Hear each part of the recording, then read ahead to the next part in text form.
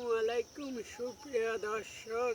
এই মুহূর্তে আমরা আছি শুক্লাচর ইটখোল্লার কাছে।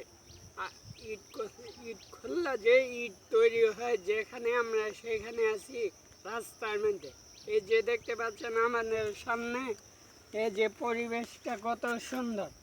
এই পরিবেশটা সকাল সকাল আমরা কিন্তু চলে আসলাম।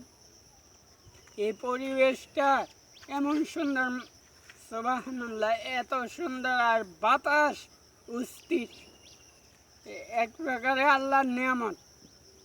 এই যে আমাদের সামনে দেখতে পাচ্ছেন, এই যে ইটখোল্লা, আপনারা, আমরা আবার পরে আসবো, আইসা আপনাদেরকে পুরা ইটখোল্লার ভিডিও দেব। আপনারা ভালো থাকবেন, সুস্থ থাকবেন। আল্লাহ হাফেজ।